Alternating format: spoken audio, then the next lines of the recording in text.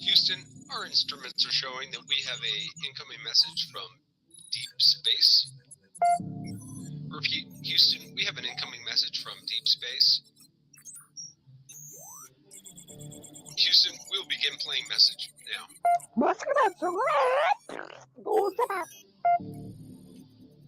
Houston, we're going to try and translate that up here. Hold for translation. Translation complete. We'll begin playing message now. Hey, it's me, Melissa. What do you do when the aliens invade? Take a shot of MK Ultra and watch Melissa Jade. Put on your tinfoil hat and tune right in. We got their crime spree, flat earth theories, government conspiracies, a complex Mandela effects, unidentified objects, a mind expanding, fake moon landing, what it all bends understanding. It's me, Melissa. It's me, Melissa. Aliens was on the sun or in Area 51. Time travels, unravels, haunted castles, cops are baffled, potential experimental thoughts that make you transcendental. It's me, Melissa. It's me, Melissa. Crime sprees, flat earth theories, government conspiracies, complex Mandela effects, unidentified objects, a mind expanding, fake moon landing, what it all bends understanding. It's me, Melissa. It's me, Melissa.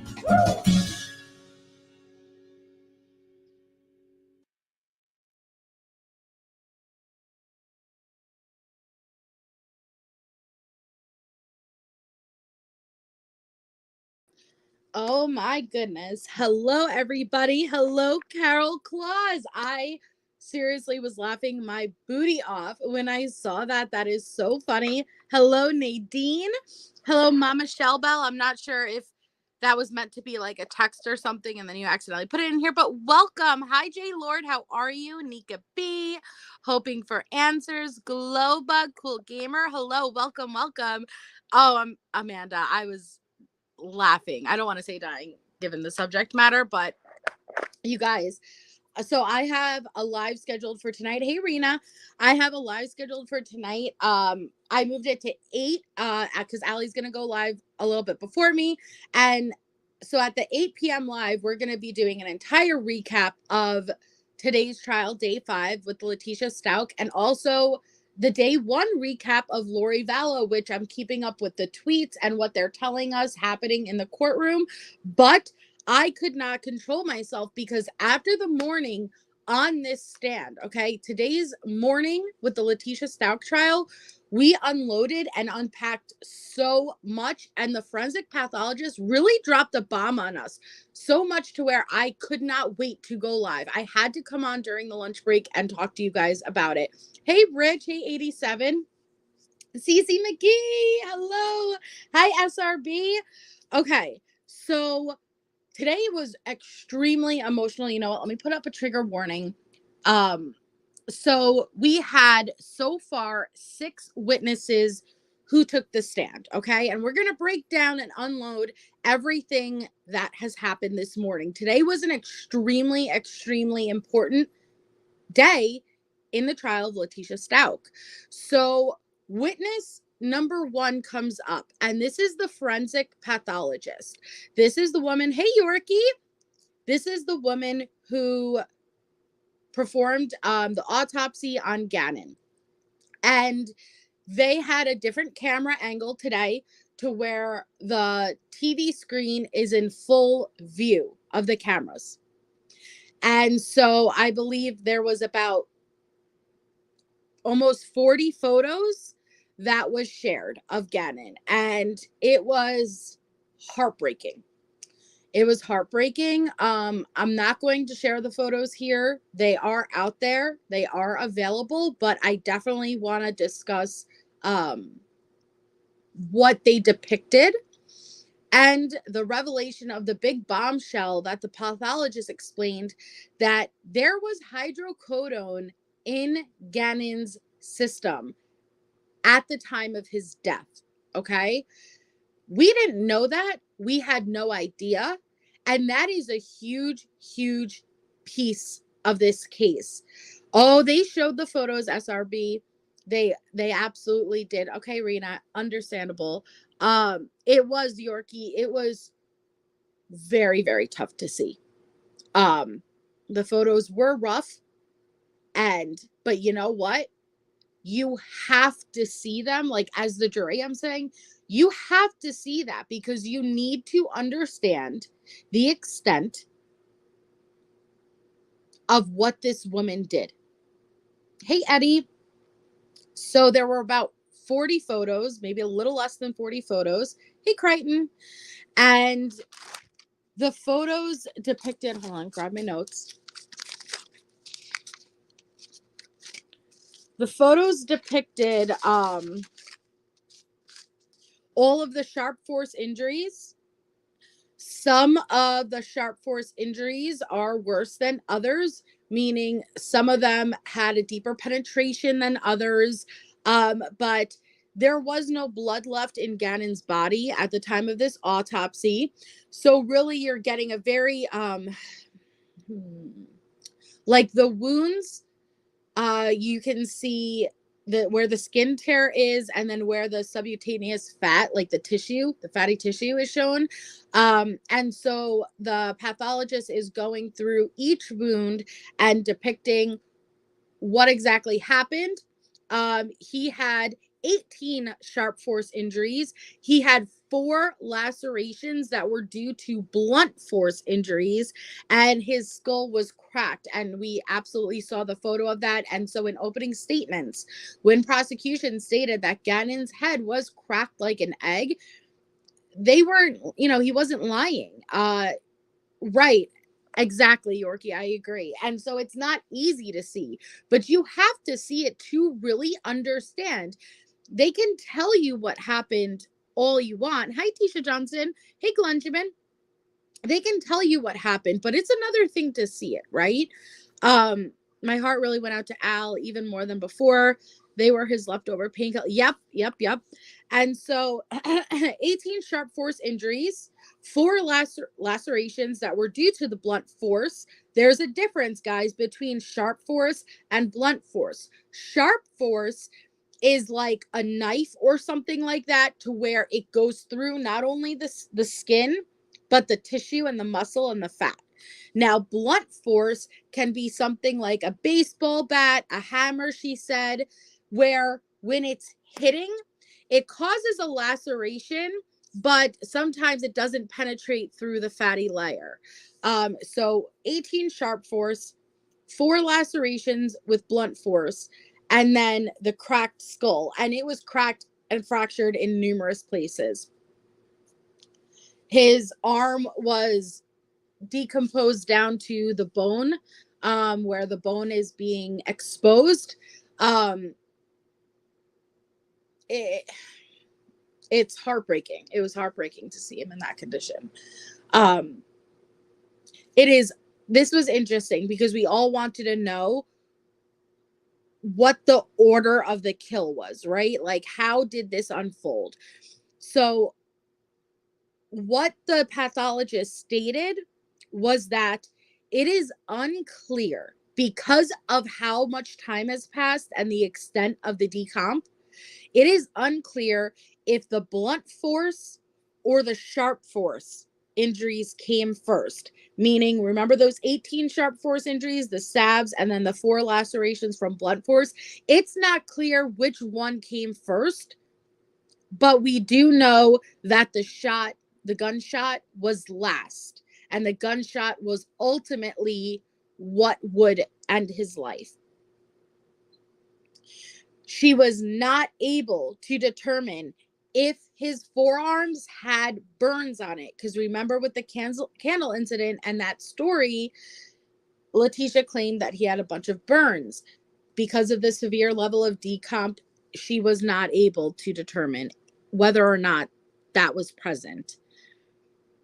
Now, prosecution asked, when she was explaining the blunt force injuries, is it possible that a butt of a gun could cause the blunt force injuries? And the pathologist responds, Yes. So I think that gives us a pretty good idea where they're heading and how Gannon sustained those injuries. So it appears as if it was the butt of the gun that she was hitting him with that caused these injuries.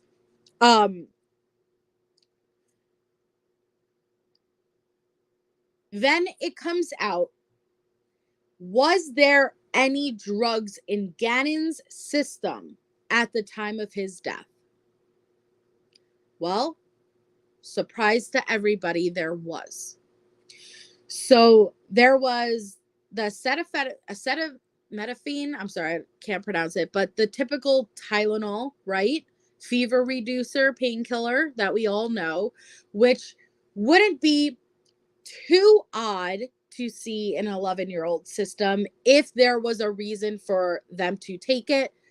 If he was in pain, right? You may have given him Tylenol. If he did sustain those burns, if he had a fever, anything like that, that's not so far out of the possibility. Hush it, Cece.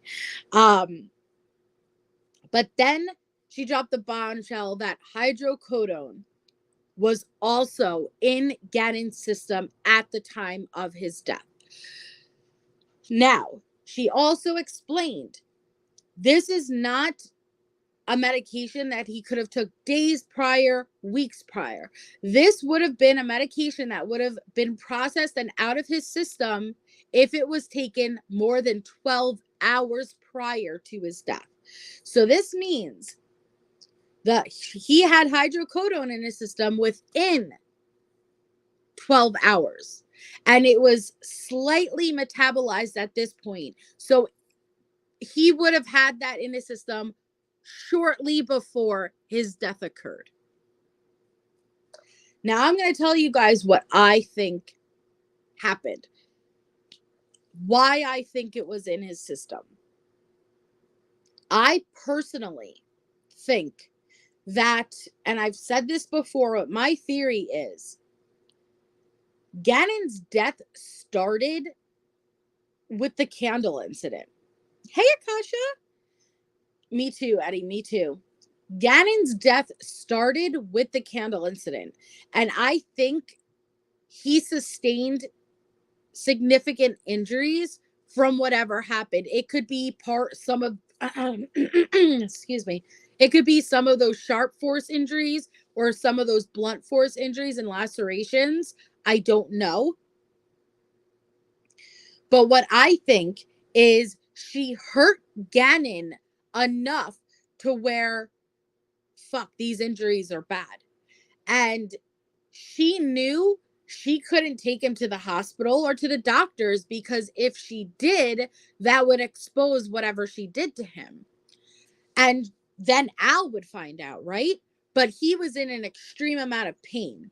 Hey, Amber. So at this point, I don't think, when I say I don't think Letecia planned to kill him, what I mean is like the day before, I don't think she planned, tomorrow I'm going to kill Gannon.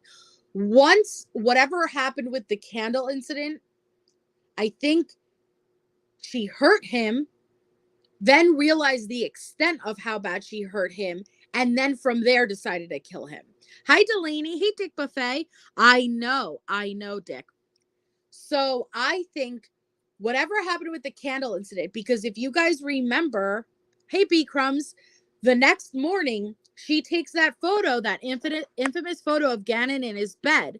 And it's, we speculate whether or not Gannon was even alive in this photo because he looked like he had blood loss, like he was very pale. He didn't look good. So what I think is whatever injuries he had from the night before, I think she was trying to wait it out and see if he could heal on his own type of deal. And I think she gave him a hydrocodone that was, because Al came up as the second witness, he was recalled, and it was revealed that these were Al's medication. This was Al's medication from a prior injury to his finger that was hidden in his nightstand that only him and Letecia knew about. So I think she gave Gannon the hydrocodone to try and help sustain the pain from whatever injuries he had at that point. So that's why when we see him in the photo the next morning, he's very pale. I think he's groggy. He's not good. Then Letecia's realizing, I think he declined. Like, I think whatever were his injuries made him rapidly decline, and it wasn't getting better. And I think she knew she was fucked. Like, basically, if she brings him in to go get the help he needs, it's going to get revealed whatever she did to him. And I think this is the moment that she made the plan to kill him, because it seemed like a better idea than having to face the consequences of whatever she did to him. And so with that infamous footage of Gannon going out to the truck, we always said it looked like he already was injured, right? He was cradling his stomach. He looked weird. Well, if he was already injured and on hydrocodone, that would make sense, right? That he was wobbling. And notice how in that footage, originally the truck was parked on the street, but she got in and backed the truck up into the driveway, almost to shorten the distance that Gannon had to walk. And I think when she put Gannon in that truck, she left her phone at home. And I think originally, when she left with Gannon, she was planning on having him killed then. I think a few of the stories of what she claimed happened, like the Mexican on the bike, and then, you know, he was in the middle of the street. And I think she was going to try to bring him out.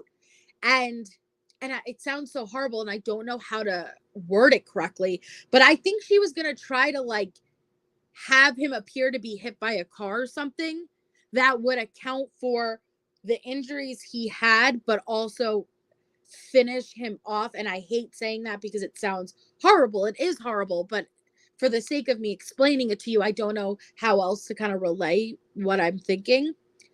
But for one reason or another, she didn't have the balls. She didn't know how to do it. I don't know. So she decided to go back to the house. And when she got back to the house and brought Gannon in, that is when she killed him.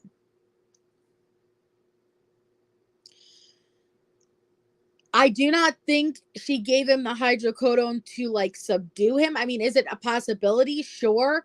But because my theory is that the injuries already started the night prior, I think he was in a lot of pain. She was panicking. And it's like, here, take this because I know it's going to help, right? While I figure out what I got to do. And that's why it was already slightly metabolized at that point. Oh, okay, Cece, love you. Hey, Wandering Sub. Yeah, Rich, me too. Me too. So that is what I think happened. I don't think Letecia intended to kill Gannon prior to the candle incident. I think she abused him and she hurt him bad enough to where she's like, fuck, if I bring him in and bring him to the doctors, they're going to know. Like, if he had significant injuries, it's not like you could say, oh, you fell off the bike or he tripped. No, they're going to know something happened. And she didn't want to do that. So she gave him a hydrocodone and she waited. But unfortunately, it only got worse. So instead of freaking doing the right thing, she decided, I have to just kill him. I have to kill him. And that's what she did. I know. I'm really struggling with Harley. I'm really, really struggling. Hey, Carol Claus, you're CC now too. Technically, Carol Claus, right? Yeah, J-Lord. And so, well, she didn't knock him out enough, right? Because he has defensive wounds. He had lacerations and stab wounds on his arms and fingers. He put his, he was trying to protect himself while he was being viciously attacked. Then we had Witness 2. Well, Witness 2 was Al, who testified that that was his medication that was in the house, which is huge, guys, because if they couldn't trace, hey, Riddler, hey, Black Cat, if they couldn't trace that hydrocodone and connect it to Letecia, that would be an issue. That would be an issue, guys. But it is huge that they're able to place that medication in their household.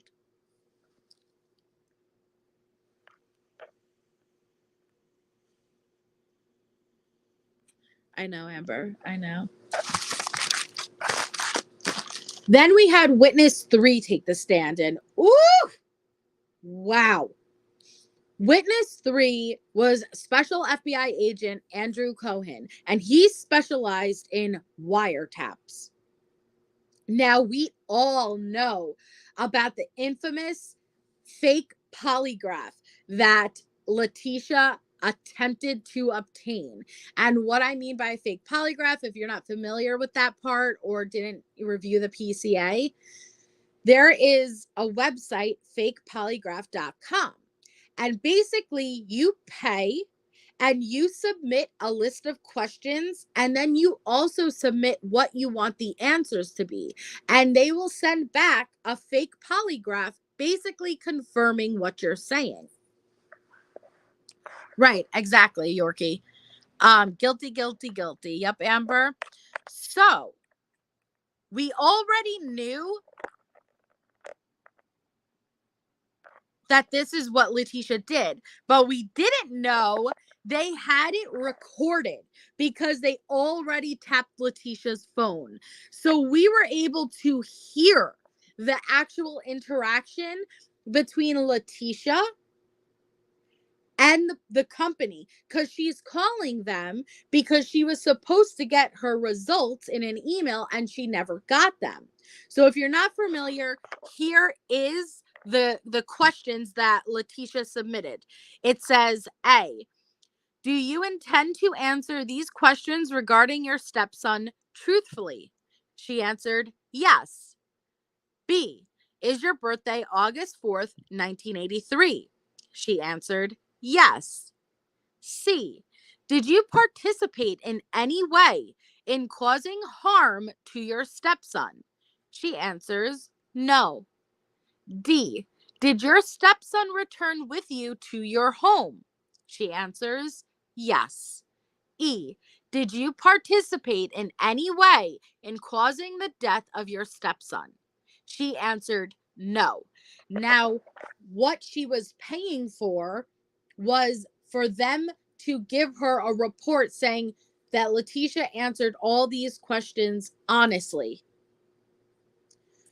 But on the wiretap, this guy's like, all right, let me see your name. Give me your name. Hey, Susie. I know, it was so sad, Susie.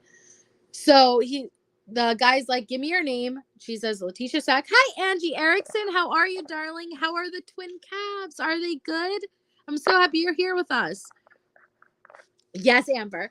So he looks up her information, and at the first call, it was like, okay, you'll receive a copy in 10 to 15 minutes. Okay, she hangs up.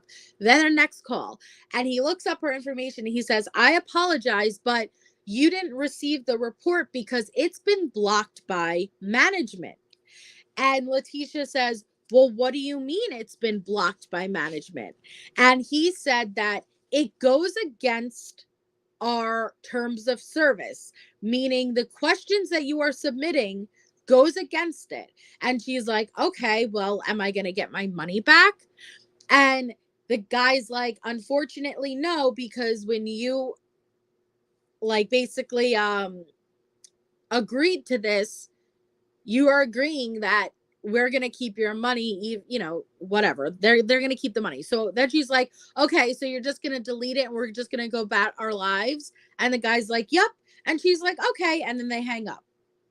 Then there's a third call where she calls back, afternoon, Tiffany, how are you?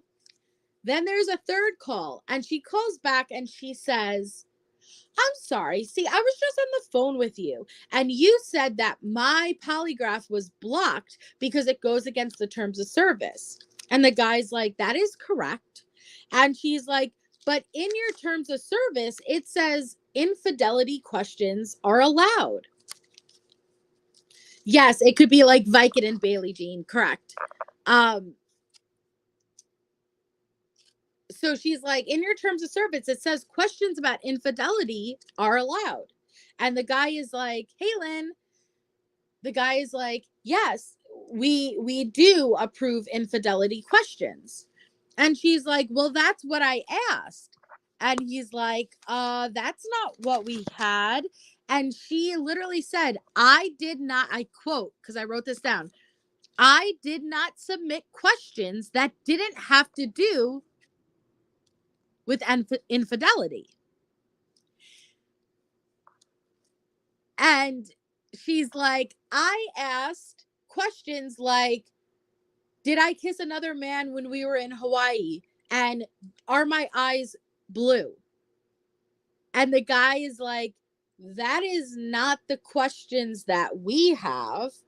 And so, again, on the screen, these are the questions she submitted. But she called back claiming she wrote completely different questions that were solely about infidelity. So what I think she was doing, because this was in April, okay? I think when she found out, because you have to know she had to be paranoid, right? She had to be paranoid. She knew what she did. So when she called and she found out that her questions got alerted and flagged basically, and they weren't going to go through, she got really unsettled and uncomfortable knowing that crap. Now those questions are just lingering out there, right? So she decided to call back for that third time and claim, well, what do you mean? My questions were about infidelity. And he's like, those aren't the questions we received. And she's like, I have no idea what you're talking about. These are the questions that I had, trying to put distance between her and these questions. Basically denying that these were even the questions that she asked. Yeah, she really thought she was smart, okay? So that was crazy. And hearing it in her voice, like you hearing the wiretap, it's just fascinating the way that Letecia would lie. Then we had the fourth witness.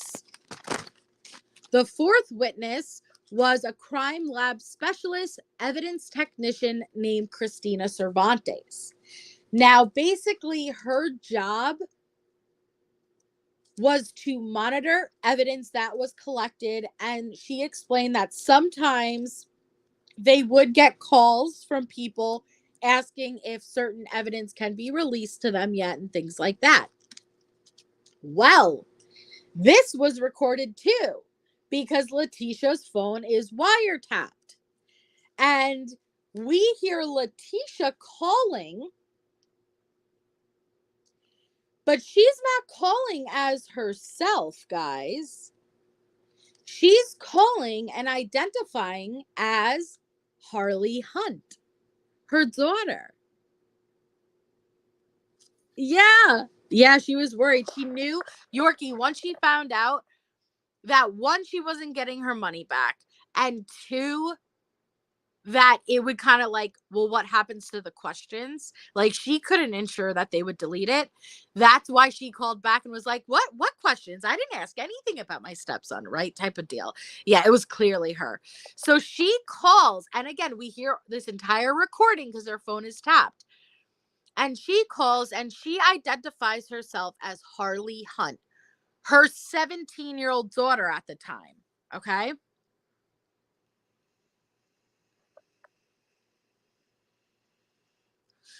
Oh my God, Carol Claus. So it is clearly not Harley Hunt.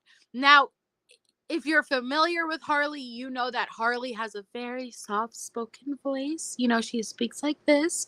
But even if you haven't ever heard Harley, you know it's Letecia. Okay? I don't think, Dick, it was more for the police. I think it was more to convince Al at that point. But so she calls and she explains how, listen, I'm a student and I'm looking to see if I could get like my backpack that's within a car that's impounded. I know that you can't release the car, but my backpack is in there and my MacBook's in there, my driver's license, my birth certificate, and my passport. Okay? And she says she can't do anything without this stuff. but then proceeds to say, I work as a flight attendant, and so I need my passport. Harley Hunt is 17 years old at that time. Do you guys know of any 17-year-old flight attendant? A little bit weird, right? Like, not only are you a freaking liar, but you're a bad liar. A 17-year-old flight attendant, Tisha, right? Please, I need my MacBook for school. I'm a student, but I also need my passport because I'm a flight attendant. But what's interesting is that Letecia tried to become a flight attendant. So, like, her lies are overlapping and mixing between herself and then pretending to be her daughter.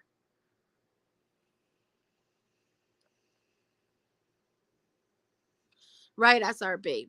So then Cristina Cervantes explains on the phone, she looks up the case and she's like, this is marked as all evidence and I can't release anything without, authority from higher up given written authorization to release it.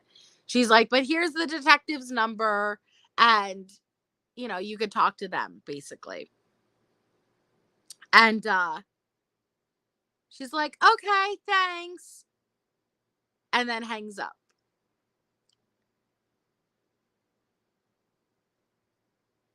The fact that we already knew she would drag her daughter into this, right?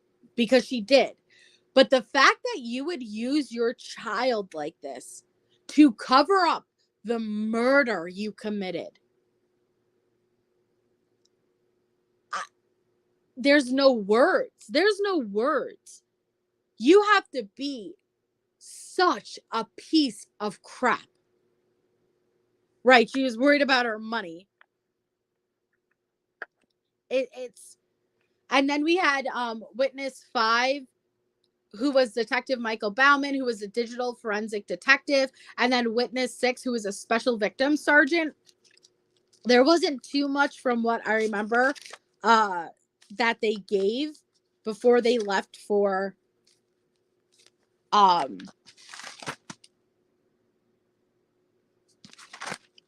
lunch break. They left for an early lunch break. But hi, Kip Kitty. My daughter was a flight attendant for AA, and she had to beat out 5,000 applicants before the school right. No, J Lord, no. And she couldn't anyway. She had to take care of the kids, But it just shows, I think Letecia's a pathological liar. I think Letecia always was a pathological liar. But what I noticed with pathological liars, because I know one in real life, is they lie to themselves. Okay? And it's the weirdest thing because you can know the truth. You can know the truth, right? You know the truth. And despite you knowing the truth, they will still lie to you. And it's like, why are you lying? I know. But they still keep up the facade. It's so peculiar. And that's what I think Letecia always did. Right, they're convincing themselves, and it's like, yeah, they start to believe their own lies. And I can't understand it because I'm like, why are you, like, it's me. Why are you lying to me? I know the truth, and it's like the fact that you can continue to lie, it's the weirdest thing. But up until this point, hey, Allie, up until this point, I think Letecia's always gotten away with it. But this was one that she couldn't. But the wiretap, to hear her pretending to be Harley, to hear her talking about the polygraph and saying, what? It doesn't say anything in your terms of service about infidelity.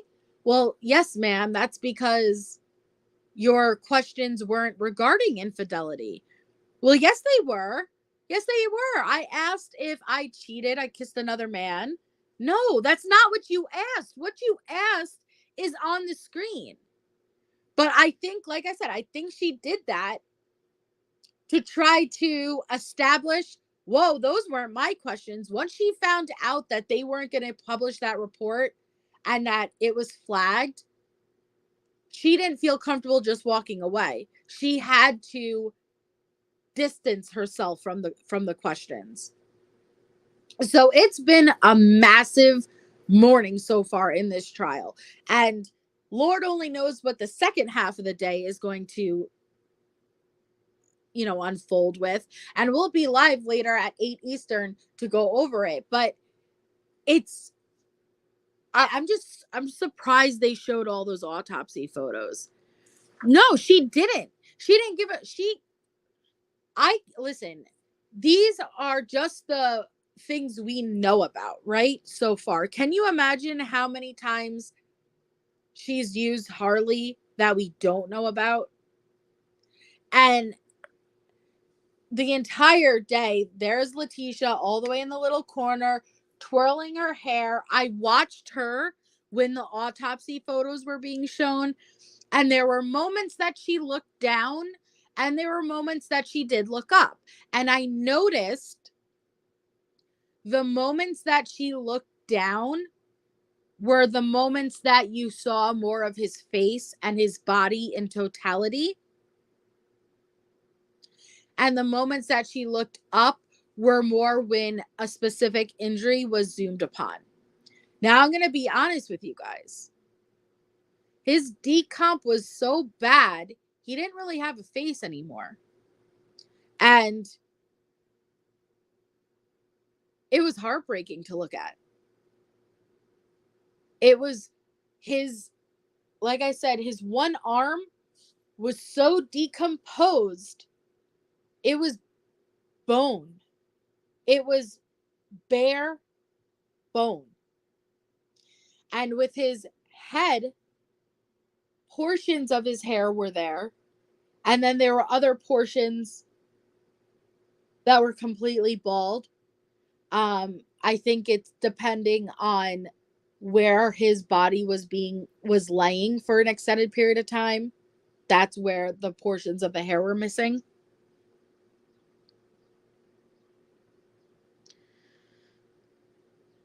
J Lord, if you go back on my channel and under my playlist of true crime, I did cover this case in the beginning of my channel. And so you can kind of get a recap of what was happening back then. And then I've done a couple of lives. Or you could just type in like the killing of Gannon Stauch into YouTube, and I'm sure something will come up that has like an A through Z beginning to end type of deal, or beginning to current. Hey, Meatfoot. No, they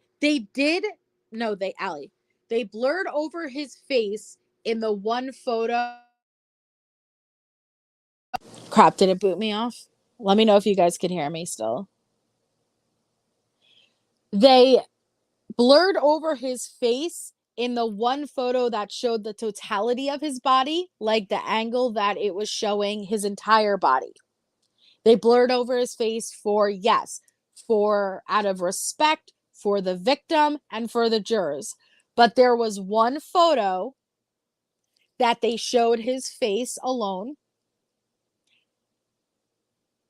And the only way I could describe, like, you could not see any eyes.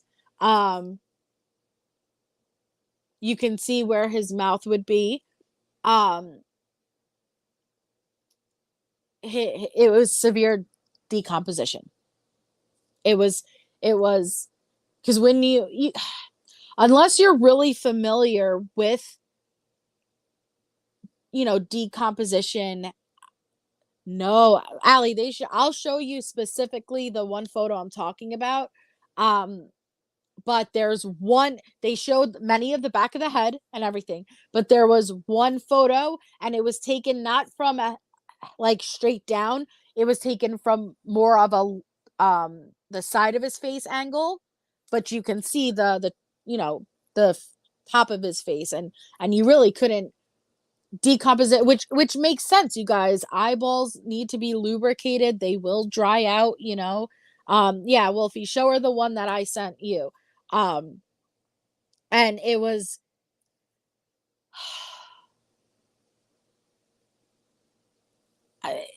disgusting, isn't, seeing how many wounds. Well, and Allie, that goes to show you just how bad that is, right? That's my point. The fact that you didn't even realize one of the photos showed his face shows how bad it is that decomp set in that extreme. Sorry. I think DG Amaya, and I said this in the beginning, and I'll say my theory again. I think Gannon's death started with the candle incident. I think that Letecia the initial plan was not to kill Gannon. I don't think like the day prior, she's like, oh, I'm going to kill Gannon. I think she hurt him. She was mad. I don't know if she hit him with the candle. Who knows, the fractured skull, that could have been the original injury. We don't know. So I think she hurt him pretty severely. And that is the video that we hear of him saying, he's crying, he's in pain. And at that point, I think Letecia freaked out.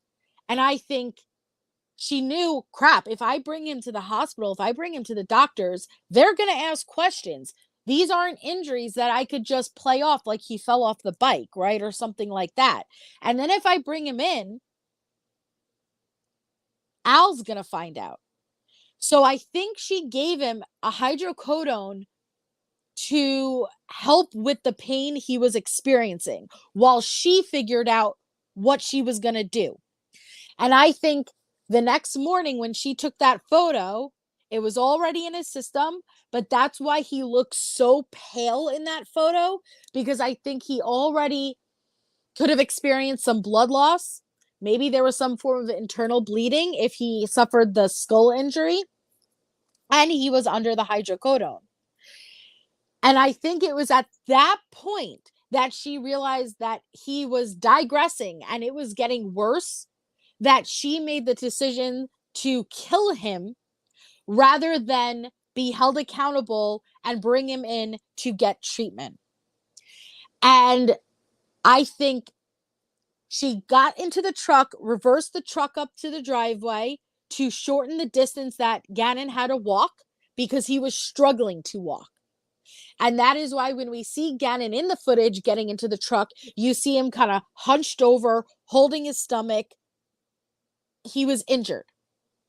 And I think when Letecia left her phone at home originally, because I think she planned on having Gannon being killed when they were away from the house. I think it's a mixture of all of those stories she claimed happened after the fact, where, he got hit, he was on the bicycle, he got hit, the Mexican that they felt, like all of those stories. I think she was trying to bring Gannon out and have him appear to be hit by a car or something along those lines, to where it would kill him, but it would also justify the injuries he already sustained. And so I don't know if she didn't have the balls or she couldn't figure out how exactly to do it. So eventually they came back home. He got out of the car, they went into the house, and that is when his demise actually happened. So I don't think he was given the hydrocodone, which again, it's most likely Vicodin because both acetaminophen and hydrocodone was in his system. Usually it's in one pill, like a Vicodin or a Percocet. And I think it wasn't like given to him so he wouldn't fight back. I think it was given to him the night before because he was in such a severe amount of pain. And like I said, I don't think she originally set out to kill him. I think she hurt him and here, I can't bring you to the doctor's, but here, take one of these pills, right? But then as time went on and the next morning came and she's realizing just how bad these injuries are, she knew she couldn't recover from this. And she knew he couldn't recover from this without it being exposed what she did. So she chose to kill him. Right. We know he was given it within a 12-hour window, and we know that it already started to metabolize, meaning it's not like he took it and was killed instantly. He took it probably within a couple of hours to where it wasn't fully metabolized, but it was partially metabolized. And right. Yes, meat foot. So right, Allie, right. So it makes sense if that's exactly what Al had, right? Al had that prescription, which again, you guys, it is golden. I don't think you realize how important it is that they're able to place that prescription in that house. Because if this was in Gannon's system and there were no prescriptions for it, and there's no way to connect that drug to Letecia, that would have been an issue. So the fact that this was prescribed to Al for a specific injury, and that prescription was sitting within the home, which is accessible to Letecia, it is gold. It is very, very important.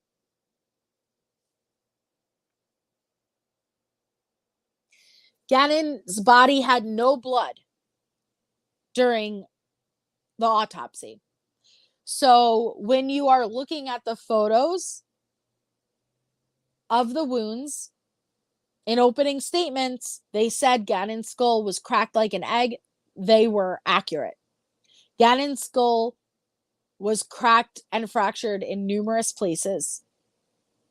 It was... I'm thinking, and okay. Because again, we don't know the order of the injuries. We know that the gunshot was last. But as far as the 18 sharp force injury wounds and the 4 blunt force injury wounds, we don't know which came first. But prosecution specifically asked the pathologist, could the blunt force injuries be attributed to the butt of a gun? And she said yes.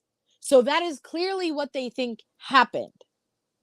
So I would assume the sharp force injuries came first. And that, because if it was from the butt of a gun, I would assume obviously that's when the gun is out, right? And the shooting happened last. But I'm trying to figure out, what injuries did he have the night prior? He was shot, J-Lord. He was stabbed 18 times. He had 4 blunt force injuries. His skull was cracked like an egg.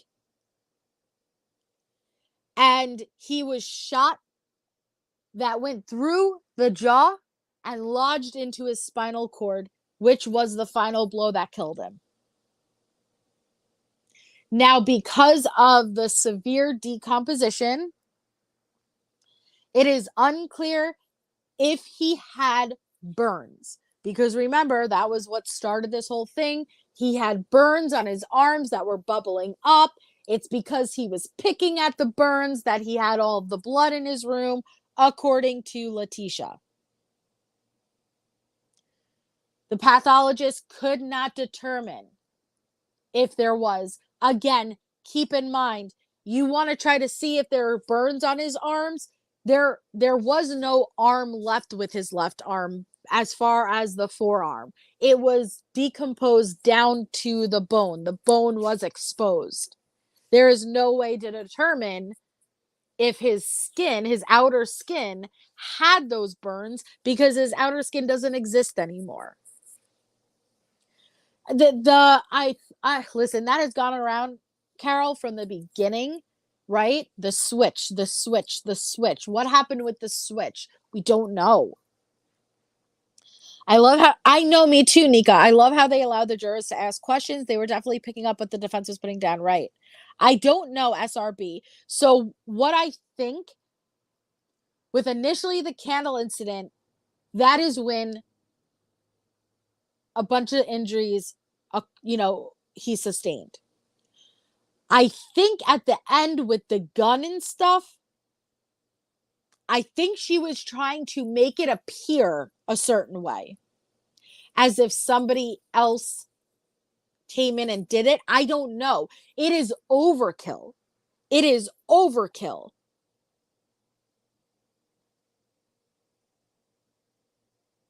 Yeah, J-Lord, it was just seeing the photos and seeing his body the way it was.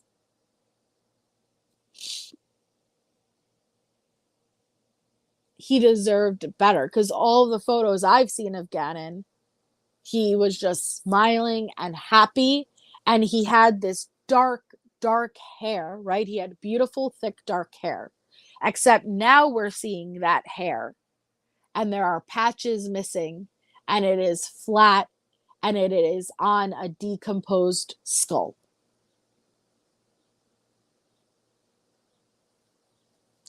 I think, Ms. Italy D, it depends. See, here's the hard part. It depends on how much hydrocodone was in his system. If it was one pill,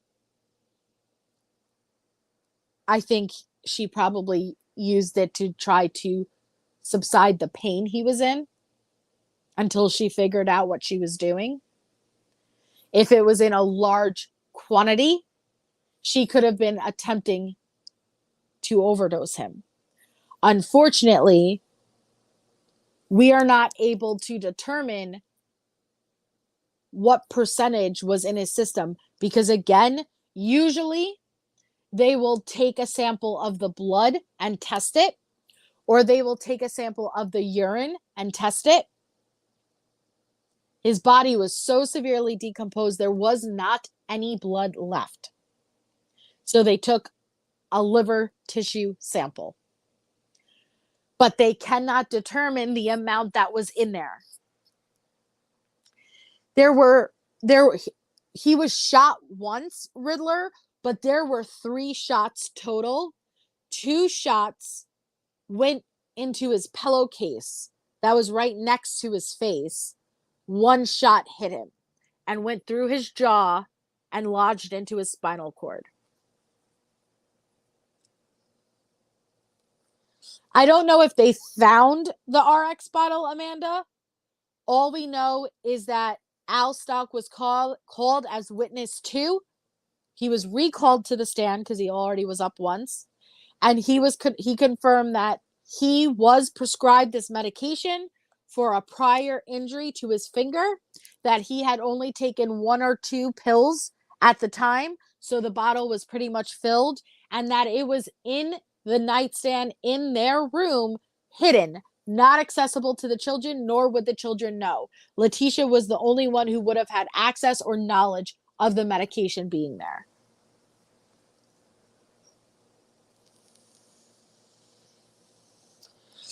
Well, Dick, they knew it was being shown.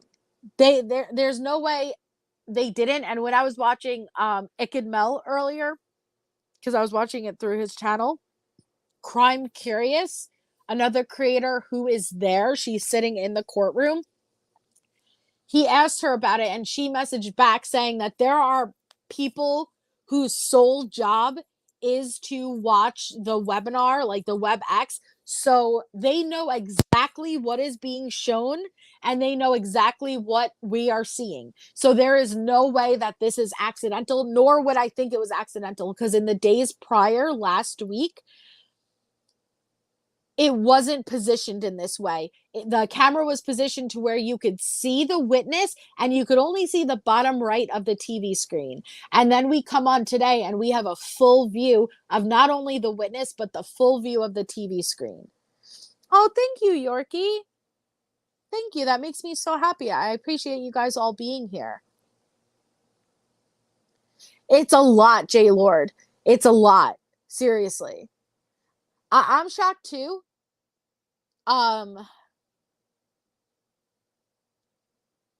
didn't anticipate seeing these autopsy photos today, but it really makes you feel inside the courtroom, and it really makes you see through the eyes of the jurors, because again, it's something nobody wants to see, but you really have to see those photos for you to grasp just how horrific it was. Yeah, what's your sign? You're right. Because friggin' I don't think it was fair that Letecia was able to kind of duck and hide behind a monitor this entire time. Now you have a clear visual of her. And again, I watched Letecia while they were showing the autopsy photos. There were moments that she did look up. And so here comes, right, the DID defense. If you want me to believe, which I'm not a juror, but you know what I'm saying. Like, if you want jurors to believe that Letecia did in fact commit this crime, you're not arguing that she killed him, but you're arguing that an alter that did, right? And she wasn't consciously aware. And she wasn't killing Gannon. She was killing her past demons. Okay. Well, then when Letecia is seeing her stepson, if Letecia didn't do this and Letecia isn't responsible, then you'd expect Letecia to have that emotional response seeing something that she physically did in horror, right? That's what I'd anticipate. I'd anticipate her breaking down like, oh my fucking God, like I did this, in shock. Nothing. The times that I noticed she did look up and look at the monitor during the autopsy photos were when, because again, they showed approximately 40 photos total, a little bit less, maybe maybe 35 photos. When there were photos that were zoomed in of specific wounds, now keep in mind there was no blood, so it's a very dry wound, like you see the skin, you see the subcutaneous fat, but it's not like gory, so to speak, because there's no blood. There's a lack of blood. So I noticed that she did look up without emotion at the photos that zoomed up on wounds. But it was the photos where you see his face and the full body that she looked down. But in both cases, no emotion at all. If the third shot would go through Pella before his jaw, there would be evidence of that. Oh, hold on. Let me see Amber's question. Hold on.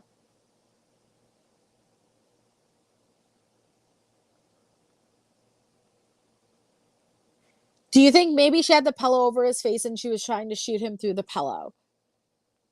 Do you think maybe she had a pillow over his face and was trying to shoot him through the pillow? Then I think the third shot, no, I don't, because the third shot would most likely then be through the pillow. I think she was standing a short distance away, and I think she was aiming, because also if you keep in mind that it went through his jaw, through the back of his spine, it kind of gives you the idea of the angle, right? That she wasn't standing above and pointing down, that she was standing kind of farther back and pointing at, for it to even go at that angle.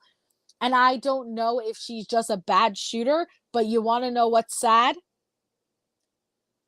he was still alive at that point, 2 shots were fired right next to his face. It's like the jaw chin area, Tiffany.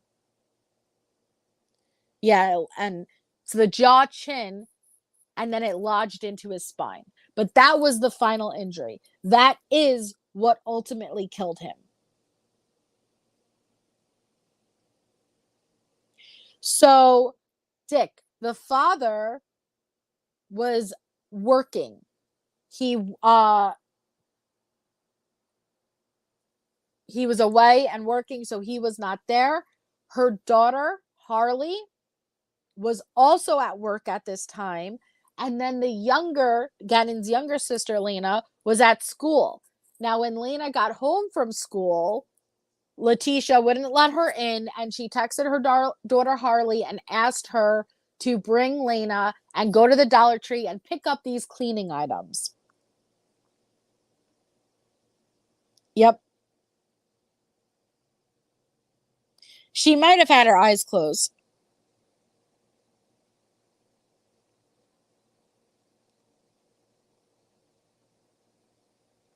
She may have.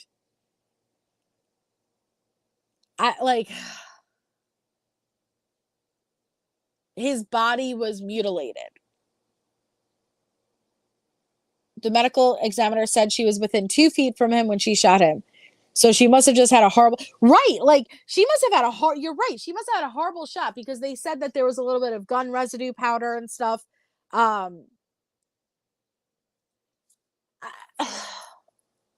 He even had like a stab wound in his armpit area. His hands had, like, that picture also, believe it or not, there was one photo where, oof, it makes me upset. There was one photo where it's taken of his hand to show the injuries. But just seeing his little hand, like, I don't know why that picture really hit me, because it's just like, it's a little boy's hand. He was a little boy, and what she did to him, and she had no emotion, and cleaned it up, scrubbed, put the scrubbers, little brushes in the dishwasher. I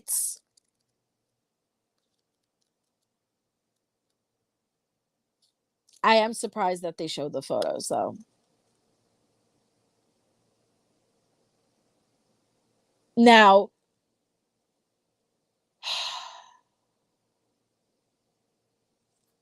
it's been a crazy day on the stand. I don't even know what the second half is going to bring. And that's what I'm saying, Amber. If I was on the juror, yeah, that's what I'm saying, Allie. Not only, like, do you see that he was trying to protect himself, like, like, as a mom, like, how many times have you, like, held your kid's hand, kissed your kid's hand? It's, put their little hand in yours. And that's all I saw when I saw it, was his little fingers, Oh, she made her daughter. See, the younger one, J. Lord, is not her biological daughter. The other one is Gannon's biological sister. So that was also her stepdaughter. She had an older 17-year-old daughter, and she absolutely made her an accomplice. And this is one of the biggest discussion was, did Harley know? I do not think Harley knew prior. I do not think Harley knew when Letecia texted her asking her to pick up the cleaning supplies that would be used to kill up the crime scene. But I do think once Harley got back home, things would have been a bit disarray. Do not tell me mom had that crime scene cleaned up completely. And once she realized Gannon was suddenly missing, I think Harley had to be putting some of the pieces together. And then the trip to Florida. Gannon would have been decomposing in a suitcase in the car Do not tell me you didn't smell that. Do not tell me you didn't smell that.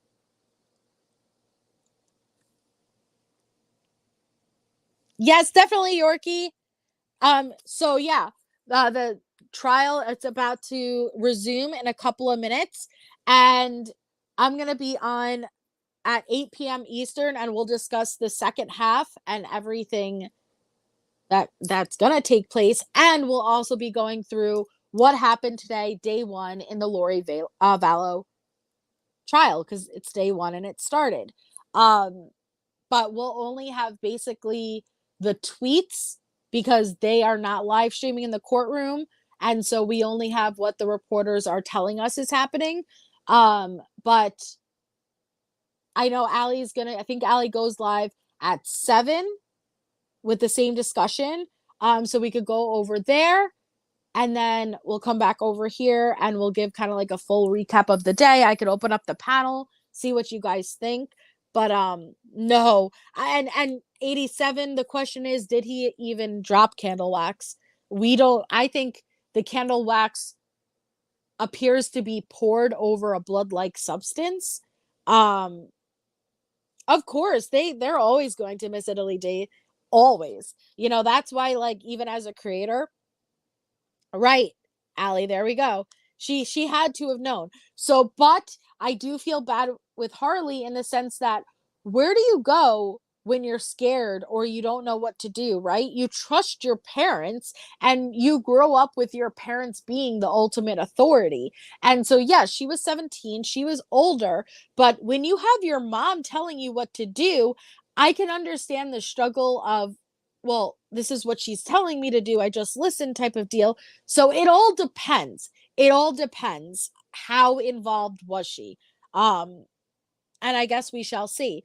But they're about to come back from lunch break. So I'm going to go over and watch the second half, and make sure to set your notifications for the live later. And I will see you guys over at Allie's before my live. And so yeah, thank you all so much for being here. If you could hit the thumbs up on your way out, I would appreciate it. And just hold your loved ones close. Give your babies a kiss. Seriously, appreciate what you have. There are some sick people out in this world. And yeah, so I will talk to you all soon. Thank you so much. And yep, I'll see you later.